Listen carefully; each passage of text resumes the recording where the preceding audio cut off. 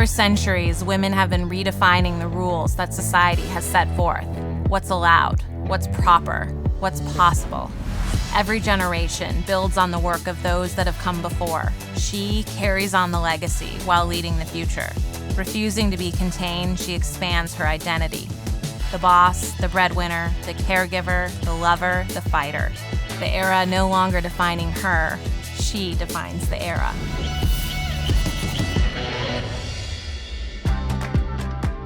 As the co-founder and CEO of an activewear empire, you are not only empowering women through their wardrobe, but redefining the way we think about work and well-being.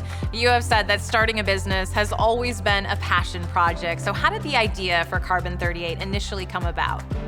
I was a professional ballet dancer. I grew up dancing ballet since the age of 4. Went to college, worked on Wall Street very briefly, deferred a full-time offer to dance on Broadway and to dance in national tours, and I became a fitness instructor.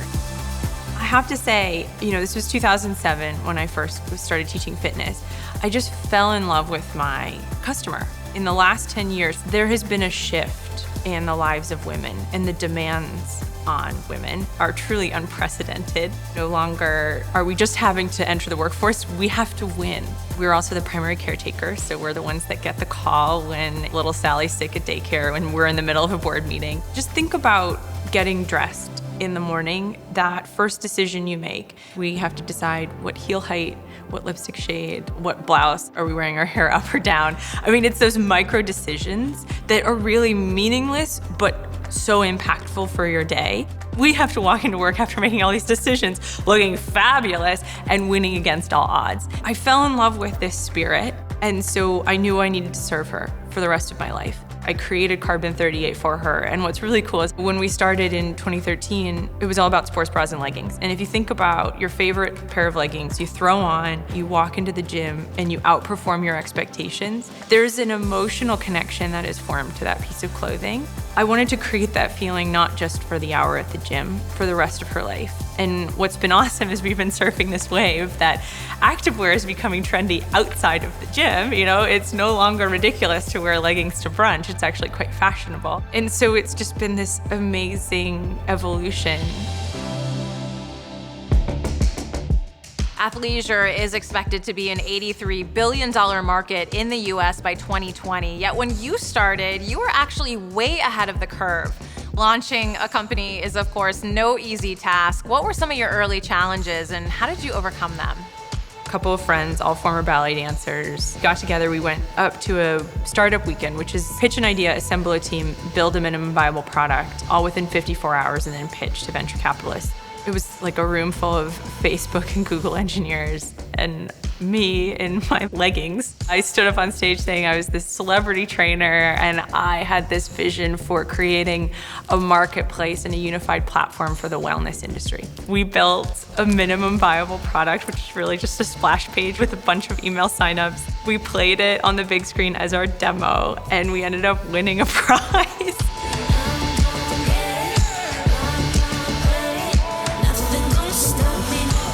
Initially, we launched as a content site, kind of like Into the Gloss, which had a gym bag edit. Instead of looking at a supermodel's medicine cabinet, we were looking at an influencer, a trainer, a celebrity's gym bag to make those products available for sale. We did some cross stock, we did some drop ship, we did all sorts of ways because we didn't have any cash really. And we just started testing and creating these contextualized, beautiful stories around wellness.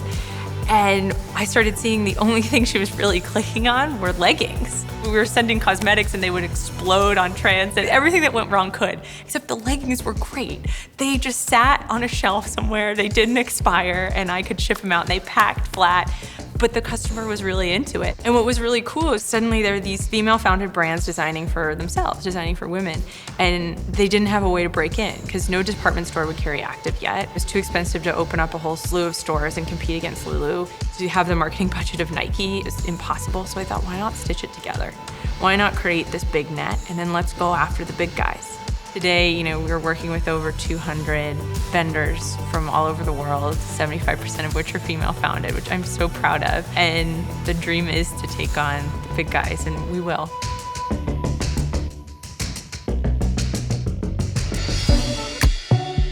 As as women, it feels like we've been tied to some pretty traditional standards when it comes to workplace attire. You are totally redefining this. So what is your vision for the future? It's so interesting what a traditional industry looks like at the precipice of change. We have to understand what fashion really is. Fashion is such a voice and such a form of expression. For centuries as women, we have been dressed either to disappear or as decoration. Any rules in general are made up. Our corporate attire rules are made up. So we can just rewrite the rules. I'm not even gonna pay credence to those old rules that we as women have to wear heels and pantyhose and French twist to show up in a boardroom. Because I have a board meeting in 2 days and I'm definitely wearing high tops and a cool sheer jacket and my hair is gonna be in a bun and I probably am not gonna have any makeup on and I'm gonna feel like a baller. And that's just how I should show up.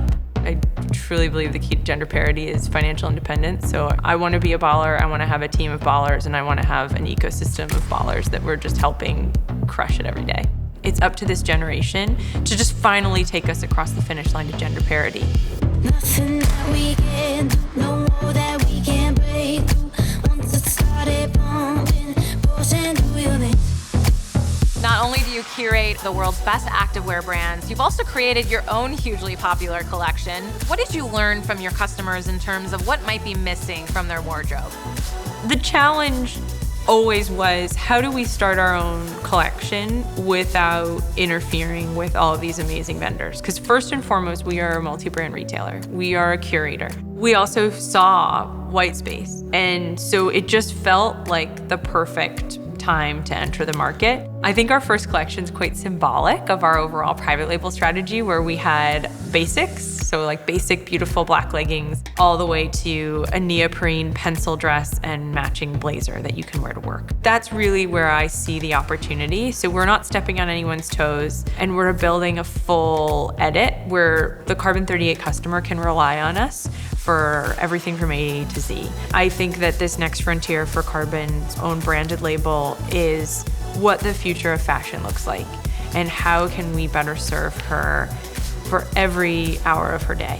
Being able to think through that, it just reminds me of the constant connection to the consumer. And it's the one time where I forget about our KPIs and I really am thinking about how she's gonna feel, because when you feel good in your clothes, you can conquer the world. Reflecting back on your incredible journey, what has been the biggest lesson you've learned that has really helped shape the leader that you are today?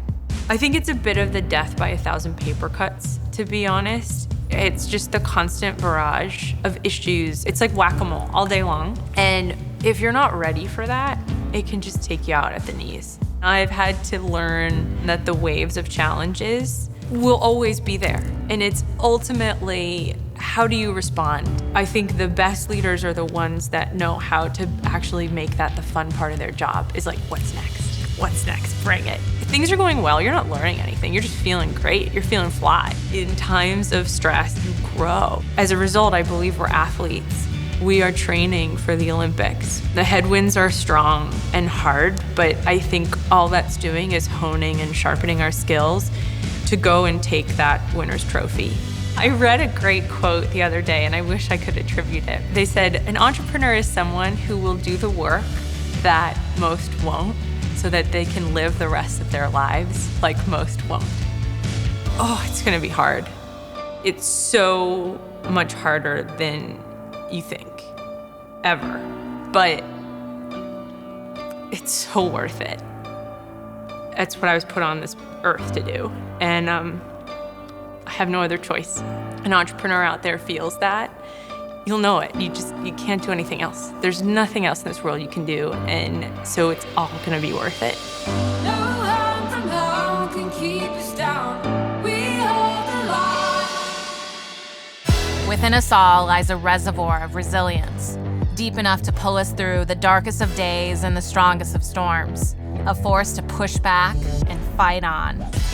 The source that helps us hold the light for everyone around us.